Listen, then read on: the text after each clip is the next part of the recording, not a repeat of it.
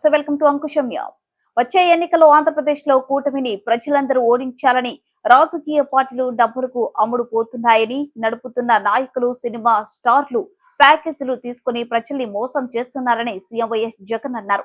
పేదల సంక్షేమమే లక్ష్యంగా 5 సంవత్సరాలు పనిచేశామని, ఇప్పుడు పెత్తందారులు ఎలాగైనా ఓడించాలని, పేదలకు అన్యాయం చేయాలని కూటమి కట్టారని, పేదలందరూ జాగ్రత్తగా ఉండి మళ్లీ ఓటు వేసి వైసీపీని గెలిపించాలని, వైసీపీని ఆశీర్వదించాలని ముఖ్యమంత్రి వైఎస్ జగన్మోహన్ రెడ్డి కోరారు.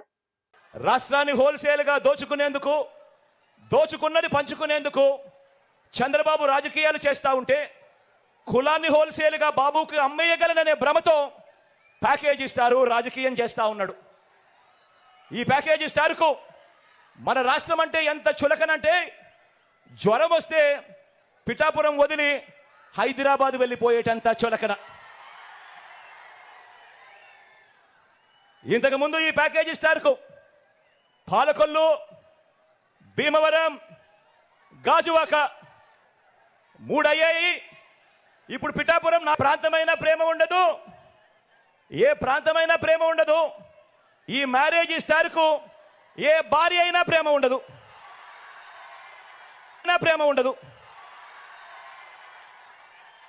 పెళ్లిళ్ళే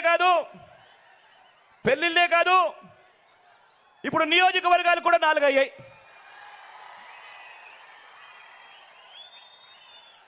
మామూలుగా ఇక్కడ ఒక సామెత ఉంది, చాలా ఫేమస్ సామెత కూడా. పెళ్లికి పిఠాపురట్టుకుని వెళ్ళాడన్నది సామెత. ఆ పిల్లిని చంకన పెట్టుకుని వెళ్ళింది ఎవరా అని ఇంతకాలం ఎవరికి అర్థం కాలేదు. కానీ ఇప్పుడు అర్థమైంది, చంద్రబాబు తన చంకలో ఉన్న ఆ పిల్లిని ఇప్పుడు పిఠాపురంలో వదిలాడు అని. వారి కూటమి ఎలాంటిదో మీరే చూస్తున్నారు కదా. అది వ్యక్తిత్వం ఉన్న పార్టీలు కలిస్తే ఏర్పడిన కూటమి కాదు. అది మిగతా పార్టీల్లోకి చంద్రబాబు తన మనుషులను పంపితే ఏర్పడిన కూటమి. అది దత్తపుత్రుడు టికెట్లు ఇస్తే ఏర్పడిన కూటమి కాదు.